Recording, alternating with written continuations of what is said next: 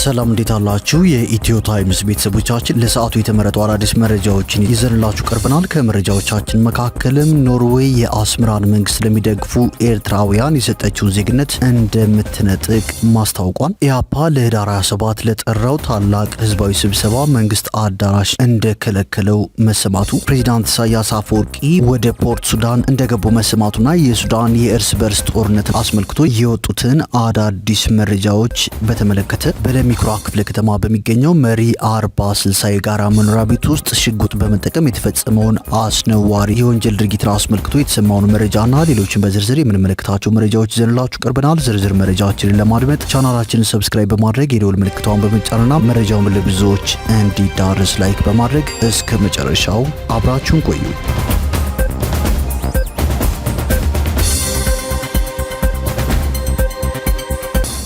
ወደ መጀመሪያው መረጃችን ስናልፍ አዲስ አበባ ከተማ ውስጥ ድሮን ብዛም የማይታወቀው በመሳሪያ የተደገፈ የወንጀል ድርጊት አፈጻጸም አሁን እየተስፋፋ መሆኑን መረጃዎች ያሳያሉ ሲል መሰረት ሚዲያ ዘግቧል። አብዛኞቹ በመሳሪያ የታገዙ ወንጀሎች የዝርፊያ ተግባራት ቢሆኑም ዛሬ ከወደ ለሚኩራ ክፍለ ከተማ የተሰማው ግን ሴት አስገድዶ የመድፈር ጸያፍ የወንጀል ድርጊት ነው። ዛሬ አነጋጉ ላይ 11 ሰዓት ገደማ አካባቢ ለሚኩራ ክፍለ ከተማ ውስጥ በሚገኘው መሪ 40/60 ኮንዶሚኒየም የታች ወለል ክፍል መሳሪያ ይዞ የነበረ ግለሰብ አንዲት ሴትን አስገድዶ መድፈሩ ታውቋል። በስፍራው ያሉ ነዋሪዎች እንደጠቆሙት ግለሰቡ አነጋጉ 11 ሰዓት ላይ ሽጉጥ በመያዝና የጋራ መኖሪያ ቤቱን ጥበቃ በመደብደብ ወደ ውስጥ በመግባት ወንጀሉን ፈጽሟል ሲል መሰረት ሚዲያ አጋርቷል። ሽጉጥ የያዘው ሰው ሴት ልጅ ደፍሮ ሄዷል። ጥበቃውን ደብድቦ ቢጮህም በፍጥነት የደረሰ የህግ አስከባሪ አካል አልነበረም ያሉት ነዋሪዎቹ መጪው ጊዜ የበለጠ ያስፈራል በማለትም ስጋታቸውን ገልጸዋል። ወንጀሉ የተፈጸመበት ቤት የንግድ ቤት መሆኑ የታወቀ ሲሆን ምግብና መጠጥ ቤት የሚሰራና ብዙ ጊዜ ቢበዛ እስከ ምሽቱ 6 ሰዓት የሚሰራ መሆኑ ታውቋል። ወንጀለኛው መስታወቱን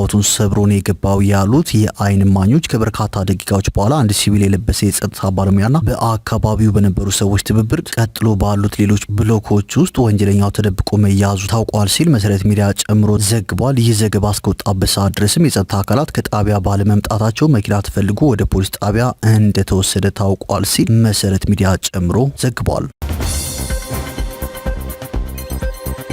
ወደ ቀጣዩ መረጃችን ስናልፍ ኖርዌይ የኤርትራ መንግስት የሚደግፉ ትውልደ ኤርትራውያንን ዜግነት እንደምትነጥቅ አስታውቃለች። የኖርዌይ የስደተኞች አገልግሎት ተቋም እንዳለው ለ2 ዓመታት ምርመራ ካደረገ በኋላ የኤርትራን መንግስት የሚደግፉ ኖርዌጂያን ኤርትራውያንን ዜግነት ለመንጠቅ ወስኗል። የኖርዌይ ዜግነት የተሰጣቸው ኤርትራውያኑ ለኤርትራ መንግስት ድጋፍ ይሰጣሉ ያለው 5 አባላት ያሉት መርማሪ ኮሚቴ ነው። 135 ኤርትራውያን ላይ ምርመራ ያደረገ ሲሆን ማህበራዊ ሚዲያ ላይ የሚጽፉትን እንዲሁም ሌሎች ሰዎች ስለነሱ የሚናገሩትን ተከታትሏል። ምርመራ የተደረገባቸው 135 ሰዎች የኖርዌይ ዜግነት የተሰጣቸው ሲሆኑ ላለፉት 8 ዓመታትም በአገሪቱ ኖረዋል። እስካሁን ድረስ 20 ሰዎች መኖሪያ ፈቃዳቸውን ሲነጠቁ የሌሎች 30 ሰዎች ጉዳይ ደግሞ እየተመረመረ ነው ተብሏል። በአጠቃላይ ምን ያክል ሰዎች ዜግነታቸውን እንደሚነጠቁ ግልጽ አይደለም። በኖርዌይ ሕግ መሰረት በአገሪቱ ጥገኝነት የጠየቁ ሰዎች የሚሰጣቸው የመኖሪያ ፈቃድ ወይም ዜግነት ሊነጠቅ ይችላል። የመኖሪያ ፈቃድ ወይም ዜግነት የተሰጣቸው ስደተኞች አንዳች ስህተት ከተገኘባቸው ውሳኔው ሊቀለበስ እንደሚችል ሕጉ ይደነግጋል። የኖርዌይ መንግስት የትውልደ ኤርትራውያንን የመኖሪያ ፈቃድ ወይም ዜግነት ሲነጥቅ የአሁኑ ለመጀመሪያ ጊዜ ነው። ኤርትራውያን በትውልድ አገራቸው ሳሉ ለግዳጅ ውትድርና፣ ለእስራት፣ ለብዝበዛና ለስቅይት እንደሚጋለጡ በመጥቀስ በኖርዌይ ጥገኝነት ከጠየቁ በኋላ ለኤርትራ መንግስት ድጋፍ እንደሚሰጡም ተገልጿል። የኖርዌይ የስደተኞች አገልግሎት ተቋም እንዳለው ኤርትራውያኑ ለኖርዌይ መንግስት የገለጿቸው የግዳጅ ብሔራዊ ውትድርና፣ የሰብአዊ መብት ጥሰትና እስራት ትክክለኛ አይደሉም ብሏል። የኖርዌይ መንግስት ምርመራ የከፈተው በኤርትራ መንግስት ደጋፊዎችና ተቃዋሚዎች መካከል ከ2 ዓመታት በፊት በተነሳው ግጭት ምክንያት ነው። በዚህ ግጭት ውስጥ ተሳታፊ ከነበሩ ኤርትራውያን አንዱ እንደ ኢሮፒያን አቆጣጠር በ2013 ዓ.ም በኖርዌይ ጥገኝነት ያገኘ ግለሰብ ነው። የኖርዌይ የስደተኞች አገልግሎት ተቋም እንዳለው ትውልደ ኤርትራውያኑ ላይ የተካሄደው ምርመራ በዋነኛነት ያተኮረው ለመንግስት ድጋፍ በሚሰጡት ላይ ነው። በኦስሎና በርገን ከተሞች በመዘዋወር ምርመራውን ያካሄደ ሲሆን በርገን ከዚህ ቀደም በኤርትራ መንግስት ደጋፊዎችና ተቃዋሚዎች መካከል ግጭት የተከሰተባት ከተማ ናት። የኤርትራን መንግስት የሚደግፉ ስደተኞች ላይ ምርመራ ከተከፈተ በኋላ ተቋርጦ የነበረ ሲሆን በድጋሚ ምርመራው መጀመሩ ተገልጿል። ከአውሮፓውያኑ አዲስ ዓመት በኋላ የኤርትራውያኑ ይግባኝ እንደሚታይ የኖርዌይ የስደተኞች አገልግሎት ተቋም አስታውቋል። በምርመራው ወቅት ስደተኞቹ ለምን የጥገኝነት ጥያቄያቸው ተቀባይነት አገኘ፣ ለምን የሸሹትን መንግስት ይደግፋሉ የሚሉትም መፈተሻቸው ተገልጿል። መርማሪ ቡድኑ ከማህበራዊ ሚዲያ ጽሁፎች በተጨማሪ ኖርዌይ ከሚኖሩና የኤርትራ መንግስት ከሚቃወሙ ትውልደ ኤርትራውያን ጥቆማ ሰብስቧል። ለጥገኝነት ጥያቄ የተሳሳተ መረጃ ያቀረቡ ስደተኞች ስደተኞች የመኖሪያ ፍቃድና ዜግነትም ሊሰረዝ ይችላል ተብሏል። ወደ እስራኤል በህገ ወጥ መልኩ የገባና የኤርትራ መንግስትን በመደገፍ ይታወቃል የተባለ ኤርትራዊ ባለፈው ወር ወደ አገሩ መባረሩን የእስራኤል መገናኛ ብዙሃን መዘገባቸው ይታወሳል። እስራኤል የኤርትራ ዜግነት ያለውና የመንግስት ደጋፊ የሆነ ግለሰብ ከአገሯ ስታባረር ለመጀመሪያ ጊዜ ነው። የአንድ ልጅ አባት የሆነው ኤርትራዊ ወደ እስራኤል የገባው በአውሮፓውያኑ 2011 ዓ.ም ሲሆን ላለፉት 14 ዓመታት ኑሮውን በዚያው አድርጎ ቆይቷል። እንደ ኢሮፒያን አቆጣጠር በ2023 ዓ.ም በእስራኤል መዲና ቴል አቪቭ በኤርትራውያን መካከል በተከሰተ ግጭት እስራኤላዊ ፖሊስን ጨምሮ 150 ሰዎች መጎዳታቸው ይታወሳል። የኤርትራ መንግስት ደጋፊዎችና ተቃዋሚዎች ጎራ ለይተው በተሳተፉበት ግጭት 11 ሰዎች በጥይት ተመተዋል። እንደ ኢሮፒያን አቆጣጠር በ2024 ዓ.ም በተነሳ ግጭት ደግሞ 2 ሰዎች ሲገደሉ 8 ሰዎች ክፉኛ መቁሰላቸው አይዘነጋም ሲል ቢቢሲ ዘግቧል። ወደ ቀጣዩ መረጃችን ስናልፍ የኤርትራው ፕሬዝዳንት ኢሳያስ አፈወርቂ ወደ ፖርት ሱዳን አቅንተዋል። የሱዳን ሉዓላዊ ምክር ቤት ፕሬዝዳንት ጄኔራል አብዱል ፈታህ አልቡርሃን ባደረጉት ግብዣ ፕሬዝዳንት ኢሳያስ አፈወርቂ ፖርት ሱዳን ገብተዋል። ፕሬዝዳንት ኢሳያስ አፈወርቂ ኤርትራ ከሱዳን ጋር በተለያዩ ደረጃዎች የሁለትዮሽ ግንኙነቷን የበለጠ ለማሳደግ በጋራ እንደምትሰራም ተናግረዋል። የሱዳን ወታደራዊ መሪ አልቡርሃን ከጄኔራል ሐምዳን ዳጋሎ ጋር ጦርነት ውስጥ መሆናቸውን ተከትሎ ኤርትራ ለአልቡርሃን ወታደር በማሰልጠን እንዲሁም የሱዳንን አየር ኃይል ተቀብሎ በማስተናገድ ድጋፍ ያደረገች መሆኑን በጄኔራል ሐምዳን ዳጋሎ የሚመራው የሱዳን ፈጥኖ ደራሽ ጦር ያስታወቀ ሲሆን ኤርትራ ላይ እርምጃ እንደሚወስድም በተደጋጋሚ ማስጠንቀቂያ ማውጣቱ የሚታወስ ነው። ሱዳን በሁለት ዓመታት የእርስ በርስ ጦርነትም እየታመሰች ትገኛለች። እስካሁን የተደረጉ የሰላም ጥረቶችም ውጤታማ አልሆኑም። ተዋጊዎቹ ወደ ድርድር ጠረጴዛ እንዲመጡም አላስቻሉም። የፕሬዝዳንት ዶናልድ ትራምፕ አስተዳደር የሱዳን ጦርነት እሳቸው የሚሳተፉበት አይደለም ሲል ትራምፕም ከቁጥጥር ውጭ እንደሆነ ነው የማስበው ብለዋል። ትራምፕ ይህን ያሉት የሳዑዲው ልዑል አልጋ ወራሽ መሐመድ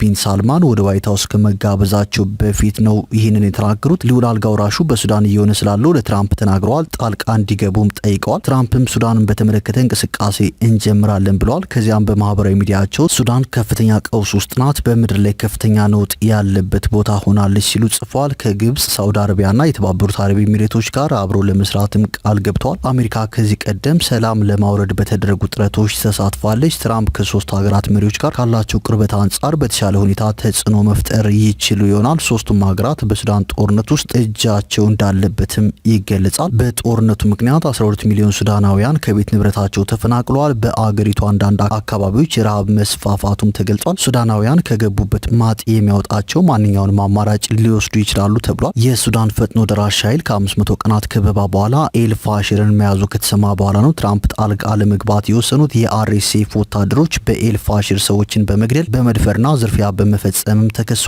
ጎሳ ተኮር በሆነው የወታደሮቹ ጥቃት የተገደሉ ሰዎች ቁጥር ወደ 5000 እንደሚጠጋም ተገልጿል። ወታደሮች ግድያና ስቅይት ሲፈጽሙ የሚያሳይ ቪዲዮ ይቀርጻሉ። የድል ቪዲዮ በሚልም በማህበራዊ ሚዲያ ይለቋቸዋል።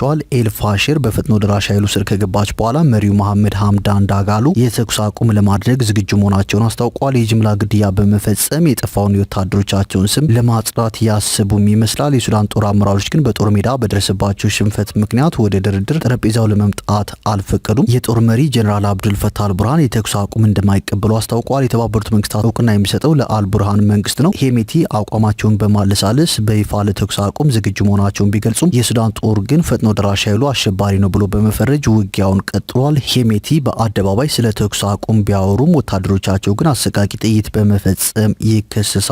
የሱዳን ጦር አመራሮች የደረሰባቸውን ሽንፈት ለመቀበልና ያጡትን ይዞታ መልሰው በቁጥጥራቸው ስር ለማዋል ዝተዋል። ባለፉት 40 ዓመታት በደቡብ ሱዳን ዳርፉርና ሌሎችም አካባቢዎች በነበረው ውጊያ የሱዳን አመራሮች ለአሸማጋዮች ቅድመ ሁኔታ ያስቀምጣሉ። አሁን ሀገሪቱ በተለያየ ግዛት ተከፋፍላ በሁለቱ ተዋጊዎች አመራር ስር ገብታለች። ትራምፕ ይህንን ችግር ለመቅረፍ ቆርጠው ተነስተዋል የተባሉ ቀጠናዊ ሀገራት ለፈጥኖ ደራሽ ኃይሉና ለሱዳን ጦር ድጋፍ ይሰጣሉ። ግብጽ፣ ሳውዲ አረቢያና ቱርክ የሱዳን ጦርን በመሳሪያ ይደግፋሉ። የተባበሩት አረብ ኤሚሬቶች ፈጥኖ ደራሽ ኃይሉን እንደምትደግፍ የምርመራ ዘገባዎችና የደህንነት ሪፖርቶች ቢወጡም አስተባብላለች። ሰላም እንዲመጣ የመጀመሪያው እርምጃ መሆን ያለበት ቀጠናዊ ሀገራት ለተዋጊዎች ድጋፍ እንዳይሰጡ ማድረግ ነው የሚል መረጃ ተሰምቷል። ላለፉት 6 ወራት የአሜሪካ የውጭ ጉዳይ ኃላፊ ማርኮ ሩቢዮና የአሜሪካ የአፍሪካ ጉዳዮች አማካሪ ማሱድ ቦሉስ እቅድ ሲያረቁ ቆይተዋል። አሜሪካ፣ ግብጽ፣ ሳውዲ አረቢያና የተባበሩት አረብ ኤሚሬቶች ያሉበት ኳድ የተባለ ጥምረት ተፈጥሯል። የተኩስ አቁም ላይ መድረስ፣ ሰብአዊ እርዳታ ማስገባትና በሲቪሎች የሚመራ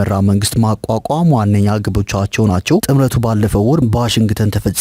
ሆኖም ግን በተዋጊዎቹ መካከል ያለው ያለውን ልዩነት ማጥበብ አልቻሉም። መሐመድ ቢን ሳልማን ትራምፕ የሱዳን ጦርነት እንዲያስቆሙ መጠየቃቸው ጥምረቱ የሚኖረው ሚና ከፍ ያደርጋል ነው የተባለው። የተባበሩት አረብ ኤሚሬትስ ፕሬዚዳንት ሼክ መሐመድ ቢን ዛይድ አልናህያን አቋማቸውን እንዲለውጡ ማድረግ የሚችሉት ትራምፕ ናቸው ብለዋል። ሳውዲና የተባበሩት አረብ ኤሚሬቶች ሱዳን፣ የመንና ሶሪያን ጨምሮ በመላው አረብ ሀገራት የበላይነት ለማግኘት ፉክክር ውስጥ መሆናቸው መሰናክል ሊሆን ይችላል የተባለው። ሁለቱ ሀገራት ሙስሊም ብራዘርሁድ ላይ ያላቸው አቋምም የተለያየ ነው። የአልቡርሃን ጦር ኢስላሚስቶችን የሚያካትት ሲሆን ከኦማር አልበሽር ዘመን አንስቶ ከፍተኛ ሀብትና አቅም ያላቸው ናቸው። ስለዚህም የተባበሩት አረብ ኤሚሬቶች ወደ ሱዳን ጦር ሊያዘነብል ይችላል። ትራምፕ ሳውዲና የተባበሩት አረብ ኤሚሬቶች ለሱዳን ጉዳይ ቅድሚያ እንዲሰጡም ማሳመንም ይጠበቅባቸዋል ተብሏል። ሁለቱ ሀገራት ቅድሚያ የሚሰጡት ለጋዛና ሶሪያ ነው። መሐመድ ቢን ሳልማን ለትራምፕ ካቀረቡት ጥያቄ በዘለለ የሱዳን ጦርነት እንዲቆም ድጋፍ ስለመስጠታቸው ግልጽ አይደለም።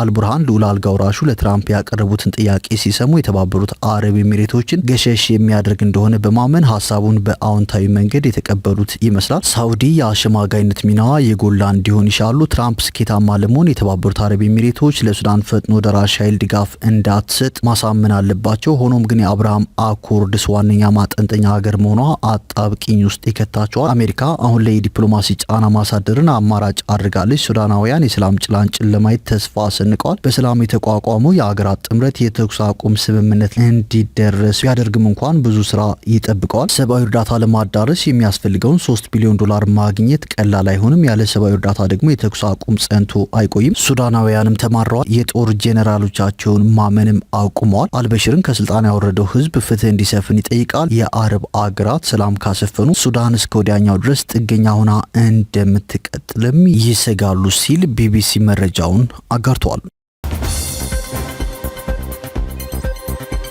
ወደ ቀጣዩ መረጃችን ስናልፍ የኢትዮጵያ ህዝቦች አብዮታዊ ፓርቲ ኢህአፓ ለህዳር 27 ቀን 2018 ዓ.ም ለጠራው ታላቅ ህዝባዊ ስብሰባ መንግስት አዳራሽ እንደከለከለው ገልጿል ሲል አዲስ ማለዳ ዘግቧል። የኢትዮጵያ ህዝባዊ አብዮታዊ ፓርቲ ለህዳር 27 ቀን 2018 ዓ.ም ታላቅ ህዝባዊ ስብሰባ የጠራውን ባለፈው ሰኞ ባወጣው መግለጫ ነበር። ፓርቲው ይህንን ታላቅ ሲል የጠራው ስብሰባ በብሔራዊ ቲያትር አዳራሽ እንደሚያካሄድ ከሰኞ በኋላ ባሉት ቀናት ሲያስተዋውቅ ሰንብቷል። ስብሰባውን ለማድረግም የብሔራዊ ምርጫ ቦርድ የድጋፍ ደብዳቤ እንዲጽፍለት ጠይቋል። ቦርዱ ለአዲስ አበባ ከተማ አስተዳደር ከንቲባ ጽህፈት ቤት በጻፈው ደብዳቤ ፓርቲው ከቦርዱ ህጋዊ እውቅና አግኝቶ የሚንቀሳቀስ መሆኑ ታውቆ በህጉና ስርዓቱ መሰረት ተገቢው ትብብር እንዲደረግለት ጠይቋል። ይሁንና የከተማው አስተዳደር ፓርቲው ለሚያደርገው ታላቅ ህዝባዊ ስብሰባ አዳራሽ እንደተከለከለ ኢህአፓ ተናግሯል። ይህ ክልከላ ግን የተነገረው በቃል ደረጃ ብቻ መሆኑን አስታውቋል። ክልከላውን አስመልክቶ ተጨማሪ ማብራሪያዎችን የሰጡት የኢህአፓ ፕሬዚዳንት አብርሃም ሃይማኖት ስብሰባውን ለማካሄድ አስተዳደሩ እንቅፋት እየፈጠረ ቢሆንም አዳራሹን ለማግኘት